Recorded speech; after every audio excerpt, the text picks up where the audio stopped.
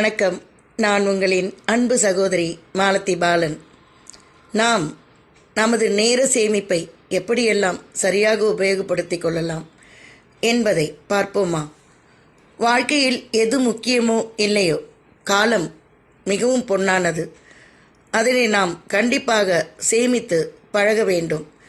இது எப்படி சாத்தியம் என்றால், நாம் எல்லோரும் என்ன செய்கிறோம்? எந்த நேரமும் ஃபோனிலோ அல்லது டிவியிலோ அமர்ந்து விடுகிறோம். அதன் பின் ஒருவர் பேசினால் அவர்களிடம் மணிக்கணக்காக பேசுவது. அந்த நேரத்தை ஆக்கப்பூர்வமாக ஏதாவது செய்து கொள்ளலாம்.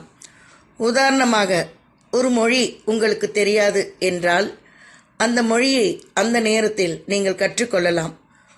இல்லை, உங்களுக்கு பிடித்த பல விஷயங்களை, அது எதுவாக இருந்தாலும் அந்த நேரத்தை நீங்கள் உபயோகப்படுத்தி கொள்ளலாம். காலத்தை என்றுமே விரயம் செய்யக்கூடாது. இப்போது நாம் ஒன்று சொல்கிறோம் என்று வைத்துக் கொள்ளுங்கள். ஒருவர் ஒரு குதிரையை கழுதை என்று சொல்வார். நமக்கும் கண் இருக்கிறது, அவருக்கும் கண் இருக்கிறது. ஆனால் அவர் அடித்து பேசுவார், அது கழுதைதான் என்று. அவரிடம் சென்று விவாதம் செய்து மணிக்கணக்காக அவருக்கு புரிய வைப்பது தேவையில்லாத ஒன்று.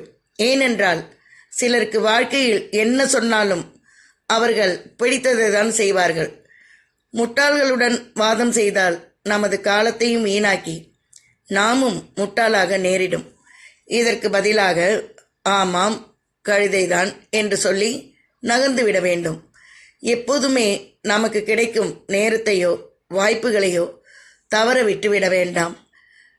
எங்களுக்கென்று ரிலாக்ஸேஷன் தேவை என்றால் எது செய்தாலும் தவறில்லை.